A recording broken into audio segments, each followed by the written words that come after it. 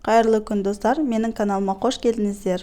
Бүгін сіздермен өте дәмді, өте жұмсақ, керемет болып шығатын Орео чизкейкінің рецептісімен бөліскім келіп отыр. Дәмі тілді үйретеді.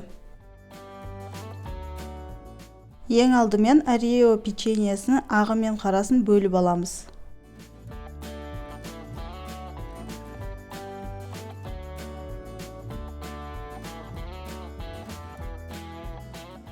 Қара жағын блендермен ұнтақтаймыз. Біртіндеп майлы кілегей қосып, қолмен араластырамыз. Кілегейдің барлығын қосып, печеньеміз суланып қалады. Бізге пластилин сияқты болу керек. Тақтаның үстіне пергамент қойып, үстіне кольцо қоямыз. Айналасына осындай ацетат пленкасын орналастырамыз. Менің кольцомның диаметрі 16 см, чизкейктің биіктігі 6 см-дей болады. Печеньені ішіне тығыздап салдым, айналасын қасықпен тегістедім. Осыны мұздатқышқа саламыз. Жапырақ желатинді мұздай суға салып қоямыз. Кілегей мен қантты қант ерігенше ысытамыз. Ыстық массаға желатинді сығып салып араластырамыз.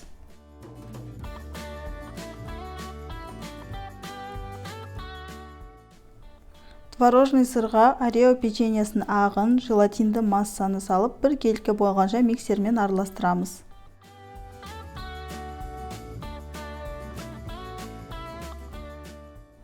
Кілегейге ванилин қосып, миксермен формасын ұстағанға шейін араластырамыз. Орео печеньесін майдалап турап, сырлы массаға салып, жақсылап араластырамыз.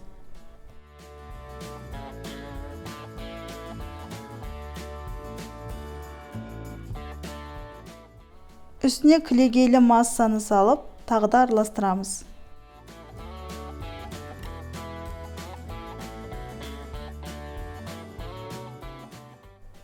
Мұздатқыштан шыққан печеньенің үстіне массамызды салып, үстін тегістейміз. Сосын тоңазытқышқа минимум 4-5 сағатқа салып қоямыз.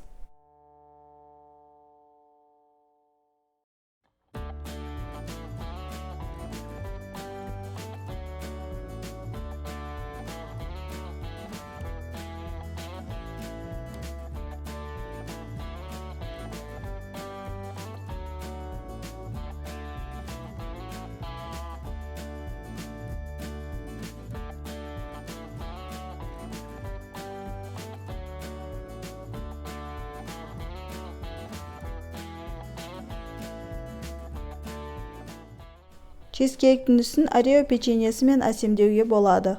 Чизкейк өте нәзік, жұмсақ және дәмді болып шықты. Жасап көруге кеңес беремін. Менің каналыма жазылып, лайк және комментарий қалдырсаңыздар қуанамын. Сіздермен болған баршын, келесі видеоларда жүздескенше.